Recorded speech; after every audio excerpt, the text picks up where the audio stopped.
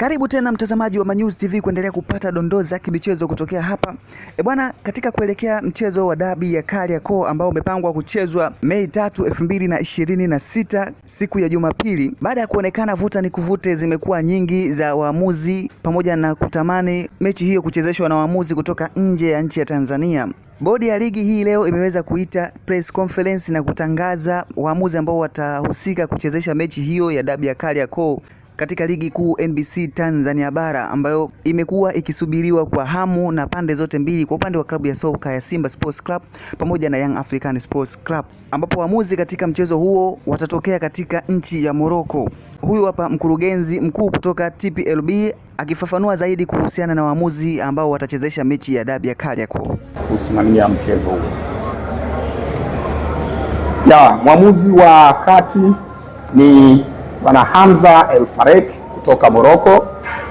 Mwamuzi msaidizi namba 1 ni Lassen Agau kutoka Morocco. Mwamuzi msaidizi namba 2 ni Hamza Nasir kutoka Morocco, na mwamuzi wa akiba ni Mustafa Keshaf kutoka Morocco. Match commissioner wa mchezo huo wa kesho ni Osuri Kosuri kutoka Simiyu. Mratibu wa mchezo kwa maana ya GC ni Hassan Abdalla kutoka Dar es Salaam. Mratibu wa mchezo msaidizi ni Mohamed Kaluma kutoka Dar es Salaam. Ofisa habari wa mchezo ni Karim Boimanda kutoka Dar es Salaam. Afisa usalama wa mchezo ni ASP Hashim Abdalla kutoka Dodoma. Ofisa itifaki ni Fatima Abdalla kutoka Dar es Salaam.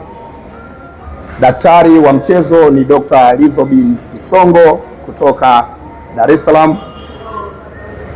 Ofisa masoko ni Jerry Temu kutoka Dar es Salaam, na mwisho kabisa ni msimamizi wa kituo ambaye ni Bwana Kipukuswa kutoka hapa Dar es Salaam. Kwa hiyo hao ndio maofisa wa mchezo watakaosimamia mchezo wa kesho, na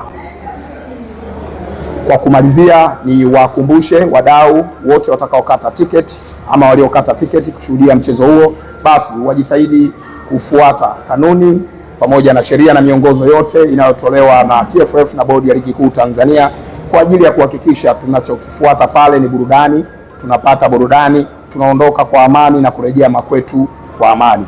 Asanteni sana na nikaribishe maswali kutoka kwenu wanahabari kama yapo, manake nimejieleza sana. Dabi hii ya pili ya Kariakoo ya Young African Sports Club dhidi ya Simba Sports Club inatarajiwa kuchezwa katika uwanja wa nyumbani wa klabu ya soka ya Simba katika dimba la Meja Jenerali Issa Muyo Mbweni jijini Dar es Salaam majira ya saa 12 jioni siku ya Jumapili, huku maandalizi katika vikosi vyote vya Simba pamoja na Yanga vikiwa vimejipanga kuhakikisha wanaondoka na ushindi katika mchezo huo. Hii ni Manyuzi TV, endelea kufuatilia ili kuendelea kupata updates mbalimbali zinazohusiana na masuala ya michezo, teki, burudani pamoja na kufahamu masuala ya kijamii. Usiache kusubscribe, kulike, kushare na kucomment. Tukutane tena hapo baadaye.